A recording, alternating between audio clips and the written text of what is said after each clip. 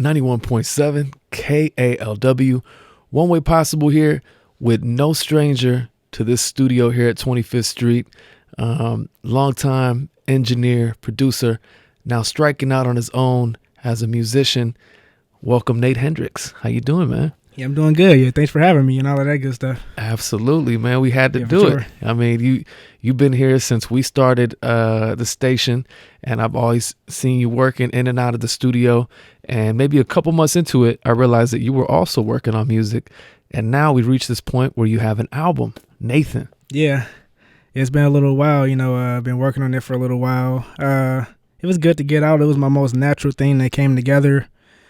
I was trying to get together Trillionaire 2, which was a production featuring artist project, but a bunch of things kept happening, so I just said, let me work on Nathan, and it just came together so natural and just beautiful. Yeah. Well, let's rewind a little bit. Let's take them back for people that are just getting to know who you are, because I think the album is cool. It has a very particular sound, and it's new, but it has a vintage sound to it as well. And I'm just curious, like growing up, like who were your influences in music that kind of shaped the type of music that you make? Well, growing up, I was raised by a super strict Christian family, so I couldn't listen to nothing but gospel music. So it was like a lot of like Andre Crouch, the Clark sisters, Juanita Bynum. And then I think our like cool, like when it was like a good day, our hip hop was like Mary and Kurt Franklin. All right. But when I did start getting into stuff, I became a huge Prince fan. I'm a huge fan of Kanye West. I like the old school stuff, the Nile Rodgers. That's one of my favorite producers. Quincy Jones, Michael Jackson. I just love that 70s and 80s stuff. Yeah. Yeah. What was your introduction to that, since a lot of the music wasn't that at home? Where were you finding that? Just like actually came from pimp movies. I started watching pimp movies and stuff. Like the Mac and right. American Pimp, Yeah. Willie Dynamite, all of those movies. So that's where I got like that 70s stuff from. And then 80s, it started off like, cause I like the music from video games a lot, like the Sega Genesis, Sonic the Hedgehog. Yeah. Has like this cool like 80s synthesizer sound. And then I heard Prince's Purple Rain album. Yep. And I just love how those drums sound on When Doves Cry. Yep. Things like that. So that's where it started from. Yeah. You hear a lot of that foundation, like that Linn drum and a lot of those synths. Sounds like it's an influence in what you do. Was there anybody growing up around you in the Bay or Oakland, or that you kind of looked up to and were like, I want to do music like that person? In the Bay Area, who? Let me see. Yeah, let me think. That's a good one right there. I like E40 a lot. Yeah. Yeah, I like the E40, like the mob sound. Like One More Again. Yeah. That's one of my favorite E40 songs. I say E40. I'll probably think of a lot when we're done with this. Right. Yeah, but you're bringing your own unique style to it. It's great to see. It's you're trying to bring something new. What was the writing process going into this album? Is this your first official album that you're dropping? Yeah. 7 songs. The writing process was kind of all over the place. A little, like a couple I had stories to. A couple I just showed up and just kind of recorded it. Like Lovesick was I think the hook in the first verse came really fast, and then it took me a little while to get the second verse together. So I just like kind of sat on it. See You was a collaboration between me and Nate Antonio. Shout out to Nate Antonio in LA, dope producer and guitar player. So we wrote that song together.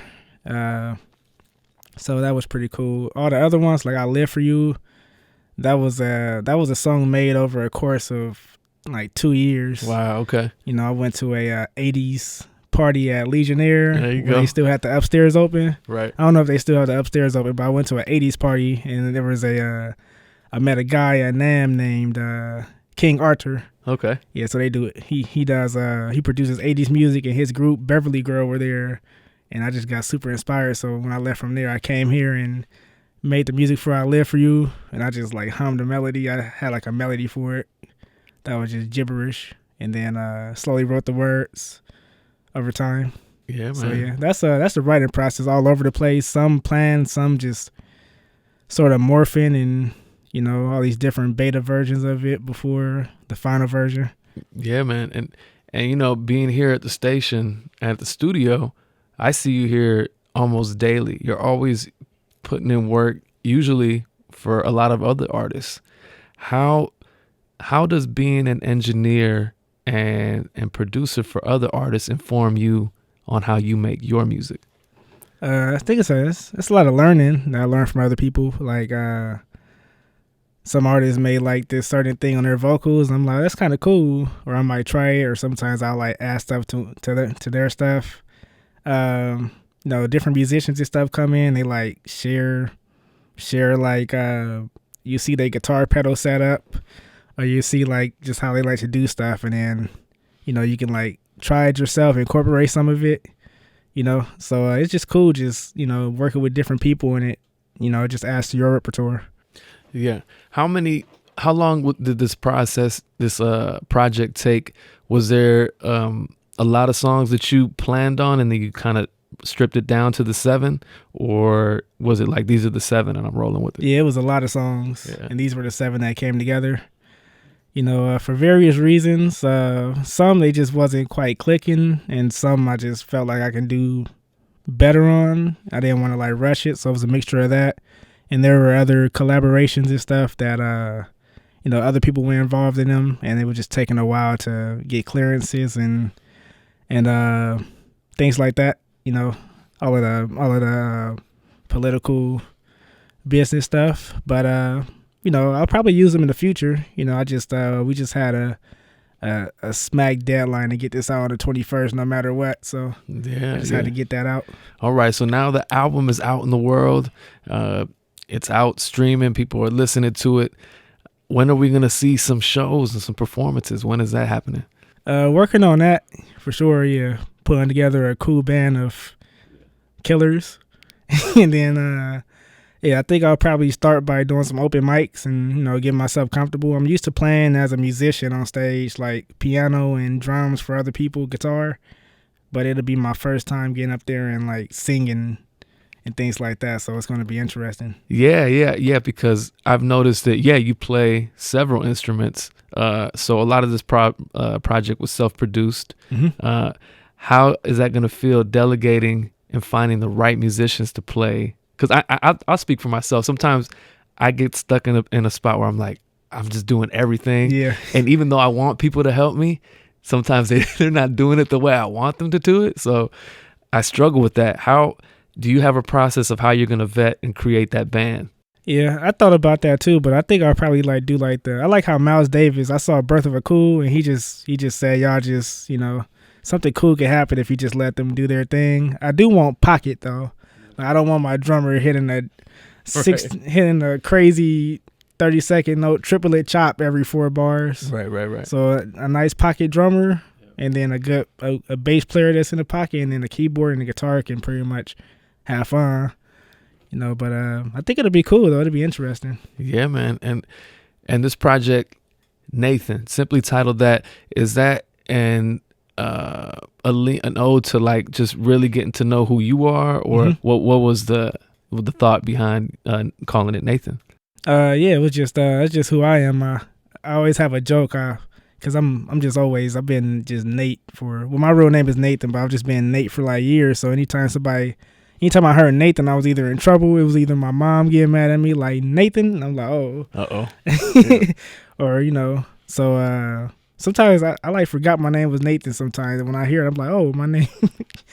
So it just a dive into like all the stuff I was going through, you know, over the last couple years, you know, with the dating and just like life stuff going on and thought process, like mental problems I was having and things like that. So it's just a story on what was going on. Absolutely, man. Yeah. And so the album is out, 7 songs.